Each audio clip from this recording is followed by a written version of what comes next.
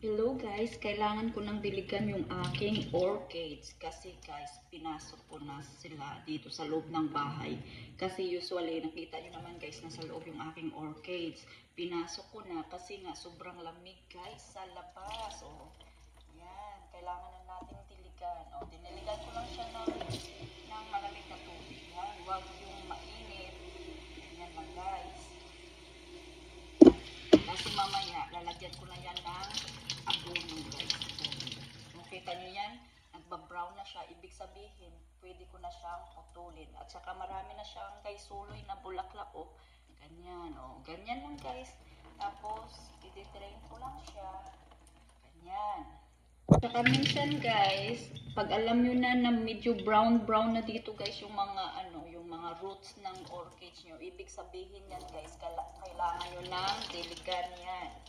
Ay, meron pa siyang lizard. May nakatagong lizard dito guys. Ano na lang kaya to? Habang nagdidilig tayo guys, magkape-kape muna tayo. O, diba? Magandang pang-relax sa umaga ito guys. Yung ating alagaan, yung ating orchids, at saka magkape-kape. Ganyan lang guys. At ito naman guys, nireplant ko lang ito. O, tingnan nyo, lumaki na siya guys. Kasi kung nakasubaybay kayo dun sa aking mga video ng orchids, mayroon na akong isang orchids na kulay. Dark pink or dark purple. Na nag-iisa lang yun guys, wala akong makita. Hindi ko alam kung saan ko yung binili yung orchids. I think it's from Cuba. Pero ngayon guys, mayroong sumibol kaya nireplant ko siya dito guys para in case na mamatay yung isa, mayroon naman akong backup guys. Oh, yan oh, lumaki na siya guys. Natapos na natin siya guys, diligan. Kaya dito ko muna nilagay guys sa countertop.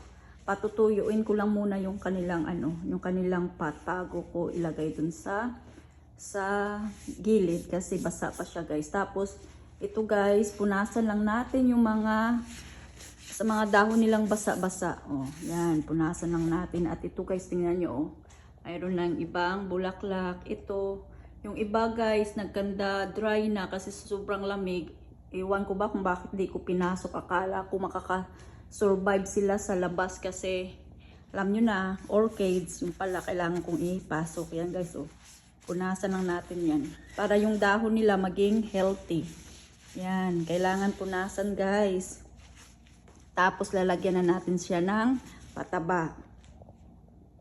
Ito na guys, lalagyan na natin sila ng kanilang food supplement. Kailangan may mga supplement din ng mga to guys eh.